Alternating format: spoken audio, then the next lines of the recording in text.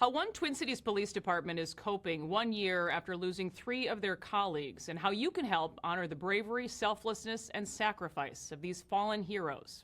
Next. Burnsville Deputy Chief Matt Smith and Sergeant Adam Medlicott are my guests. Good to see both of you. Thanks for being here.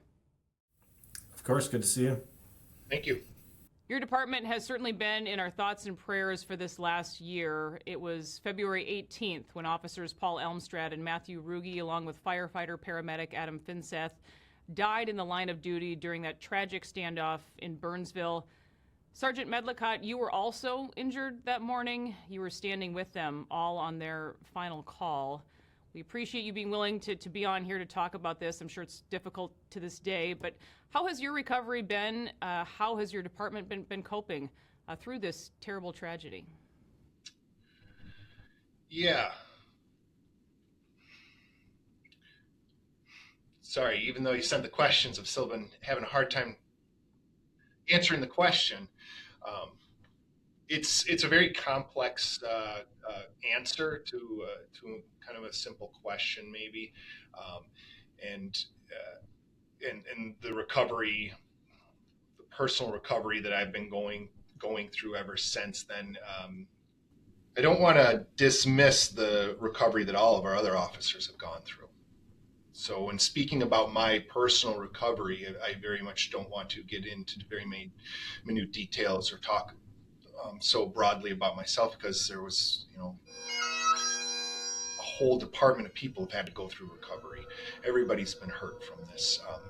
For myself, the physical injuries that I suffered, I was very blessed and very lucky that the bullet that had struck me in the arm was a through and through injury, so that healed on its own without any extra surgeries or physical therapy.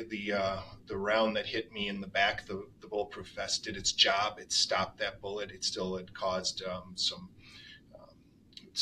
my skin to split apart.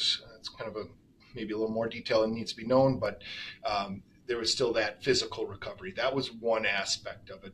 And then you kind of look at the emotional recovery and the psychological or mental health recovery to trauma. There's, ways to treat that with therapy and other exercises and various tasks, or I'm not sure what to say about that you can do to help mitigate those the effects of the trauma.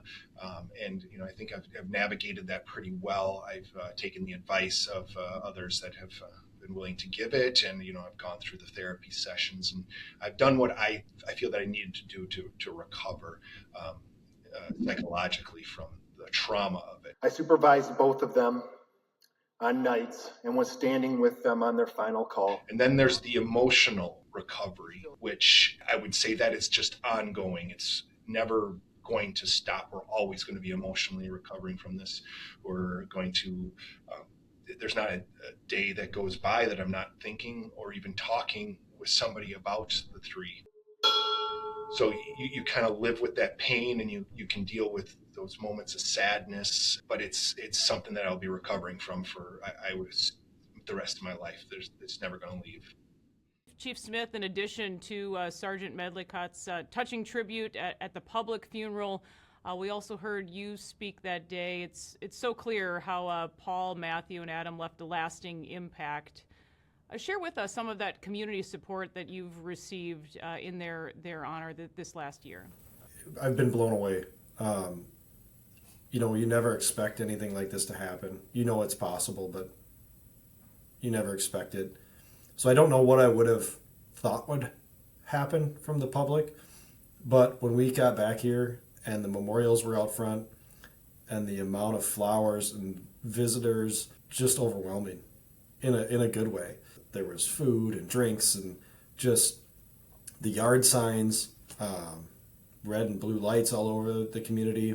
During the procession after the memorial, that was a cold day. And for the number of people who were out there to honor these guys, I was blown away by it. And it continues. And that's so important. Your department has certainly not been forgotten. I wanted to mention that we interviewed Officer Matt Ruge's father, Sean. In our latest documentary called Minnesota versus We the People, Sean died of a heart attack shortly after that interview.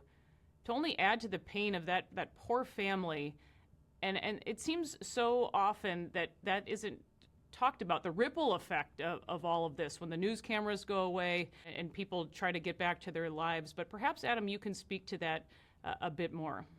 Like you said, the ripple effect, this, it didn't just directly affect the people that were on scene. It directly affected everybody within the department, everybody within our neighboring departments, and really everybody in law enforcement across the state that all know that this could have been them. This could have been a call that they had responded to. And then you kind of look at the way it indirectly affects that next level of people, the family members that support and love a police officer, and knowing that when they send them out the door and say goodbye, that they could not return home that night or that day.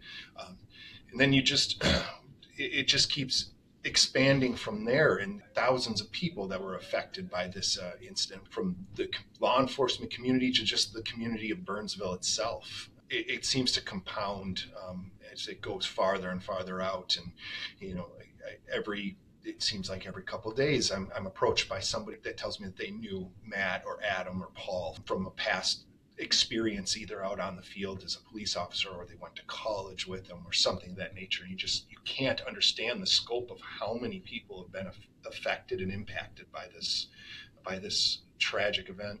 So many lives just forever changed in an instant. So May 15th is National Peace Officers Memorial Day, and on that day, the Fraternal Order of Police, the FOP, will hold a solemn service at the U.S. Capitol, as they do each and every year, to honor fallen officers. And it's when the names of Officers Elmstrand and Ruge will be read aloud, and during National Fallen Firefighters Memorial Weekend earlier in May, Adam Finseth's name will be memorialized. The FOP is currently raising money to make sure families, colleagues are able to make that trip to our nation's capital. And Chief Smith, tell us more about those efforts, what that will mean for these families, and for also you guys to be there, and so many of your colleagues as well. Yeah, you mentioned Peace Officer Memorial Day, and the names being read aloud. That's May 15th. May 13th in the evening on the National Mall is the Candlelight Vigil, which is also a somber and impactful event. Also during that week at the National Law Enforcement Officers Memorial, the names of Matt Ruge and Paul Elmstrand will be etched onto those walls forever. So it really allows the family members, the co-workers, to be together and be together with people who have gone through something similar and had loss that's similar. Each of these cases is unique in its own way, and each of these stories is its own, but also it's healing and comforting to be around people who sadly have been through something similar. Pope County Deputy Josh Owen was added to that memorial last May. In addition to the Burnsville tragedies in 2024, Minneapolis police officer Jamal Mitchell, Red Lake police officer Jesse Branch, and National Park Service Ranger Kevin Grossheim all died in the line of duty in 2024 in Minnesota. Truly just heartbreaking, the amount of loss that continues here. I should mention that many years have passed with no names being added at all. Maybe to you, Adam, what makes you want to keep serving and doing this job through all of this heartbreak? I was never going to let the actions of one evil person dictate what I do with my life. I have wanted to be a police officer, pretty much my whole life. I have spent my entire adult life working to get to the point I am at. I am proud to be a police officer. I was proud to be promoted to sergeant, and I didn't want to give that up because of one person, or the possibility that we always knew was a part of this profession. So I didn't want to give up what my dreams and my goals and my aspirations are because of that or other events around that have partaken in this state and beyond. And all the good that is done. Remind people that 7 children were saved that day due to your work. So something that I think people need to be reminded of. But same question to you, I think, Chief. Why keep showing up for the community every day, and how hopeful are you that your profession can move past these truly dark days? Well, I think you can't give up. And somebody has to do this job. and we are in a position to be able to do it, and so we can't give up. And I think you used the word hope, and that's a huge thing. I think as we come up on the 1-year anniversary, we're going to remember these guys, and we're going to remember them forever, just like their names will be etched on the wall forever.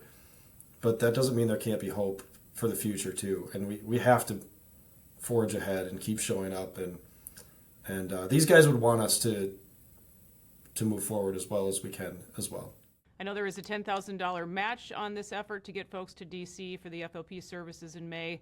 So again, you'll find a link to that fundraiser in this podcast and in this story on our website as well.